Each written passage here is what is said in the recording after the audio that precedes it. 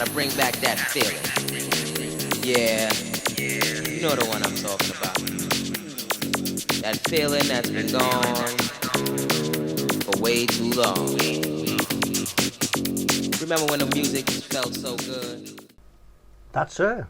Look, it's her. The girl with pink socks. What the hell are you muttering about? Said Nobby. The girl in my dreams. Well, you know, the one I was telling you about. The one with long legs. What girl? What dream? What you on about, man? Murmured Nobby as he sunk his teeth into his horrid, greasy smelling burger with fat and tomato sauce dripping from its centre. Ah, forget it. Just carry on clogging your arteries, I said, and continued to gaze in the direction of the most heart-thumping female you could ever feast your eyes on. It was the same girl that I had dreamt about on several occasions. I just couldn't believe it was her. There she stood at the counter of the burger bar, ordering a burger and chips with a Coke. She paid, then turned towards me, and for a second she caught my gaze. Whew, my heart leapt into my mouth. She then moved away to sit by the window. Oh, shit, man, I could screw that, I said, with a stiffing the size of a baby's arm. Hey, you got about as much chance of screwing her as I have of screwing my own arse, said Nobby, as he wiped the grease from his chin and farted. I can't believe it's the same girl, the one in me dream. It's her in every detail, right the way down to the pink socks. She stood up and looked through the window. It was then I could see her gorgeous arse and long legs. Her waist was no bigger than the one of my thighs. Her tits were small and perky, and she had a face like an elf, you know, really cute. She banged on the window to attract the attention of someone on the pavement. She then beckoned to whoever it was to come and join her. Oh my God, then in walked Godzilla. Fucking hell, what the fuck is that? Choked my mate Nobby. She, well, I think it was female, waddled in through the door and attempted to squeeze through two tables, only took to succeed in knocking them and the two chairs halfway across the room. This was one of the biggest women I have ever seen. She was built like a bloody tanker and manoeuvred just like one, and you could smell the sweat 2 tables away. I thought my mate Nobby was about to regurgitate his burger as he pissed off to the toilet as fast as his little scruffy legs could carry him. She manoeuvred her bulk as near to my dream girl as she could get and sat on the chair opposite. The chair gave an agonising groan. I thought, shit, if that chair holds up, I'm a monkey's uncle. My dream girl gave Godzilla a hug and a peck on the cheek. God, man, she must have had nasal problems, as I could smell the sweat 2 tables away. I thought, how on earth could an absolute top piece of totty have a mate as big and ugly as Godzilla? I did my best to eavesdrop on their conversation, especially over the shit background music being played in the burger bar. I just made out that apparently they were sisters and they were on about their mom.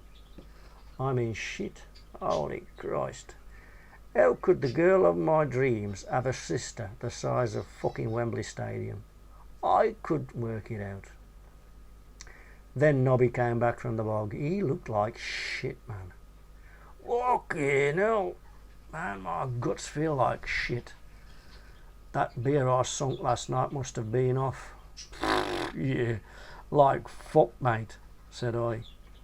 More like the crap burger you've just stuffed down your face. Yeah, you could be right. Oh, Christ, I think I've just shit myself. Then he rushed off to the bog again. Once again, I gazed over to my dream girl, who was by now partly obscured by Godzilla. I imagined going over to her and introducing myself in that humorous and confident way that you see in the films. But mate, I hadn't got the guts or confidence to do that, as my luck with women was no better than my mate Nobby's, and he's as ugly as a box of frogs. I'm not exaggerating, a dwarf with one leg and one eye and smelling of shit has got more chance of pulling than me. And as for me mate Nobby, yeah, well, he might as well be gay, but then again, no bloke would fancy him either.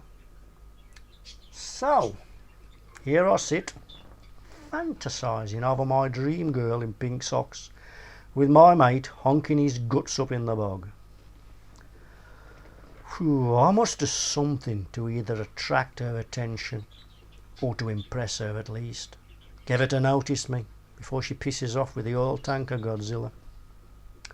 I've then noticed that she's dropped a piece of paper on the floor. But, you know, it's a fiver. That's it. My perfect opportunity to talk to her. Thank God. I stand up and gingerly walk in her direction.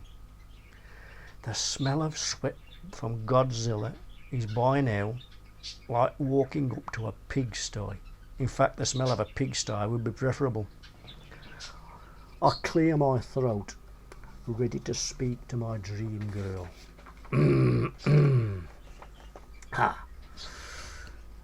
Excuse me, love, but is that your money under the table? I say in a timid voice. Fucking hell, did somebody say money? Said Godzilla, and she leant forward to look under the table. But the poor old chair could not stand the great weight no longer, and collapsed with Godzilla landing flat on her gigantic arse. My dream girl jumped out of her seat to help Godzilla, who was by now flat on her arse, covered in coffee and jam donuts. Are you okay, Daphne? Fucking Daphne! What a perfect name for a fucking oil tanker, I thought. And by this time I was pissing myself with laughter, as there was no way Godzilla was gonna get back up on her own. And let's face it, burger bars do not or are not supplied with block and tackle fitted to their ceilings. So, who was gonna help her up? Me? Not fucking likely. My dream girl looked at me, pissing myself with laughter, and said, well, the least you can do is help my sister to her feet instead of laughing. It's not funny, you know. No, I said, it's fucking hilarious. This did not impress my dream girl at all. She then brushed me aside to help Godzilla and went arse over tit over Godzilla. By this time I was a gibbering wreck with laughter. Then Nobby came back from the bog with an enormous grin on his face. It's okay, I ain't shit myself, mate, but it was a near thing. Phew, did it stink. Godzilla managed to haul herself up from the floor with a little help from my dream girl. I thought, fuck it. I'm going to ask her out. It's now or never.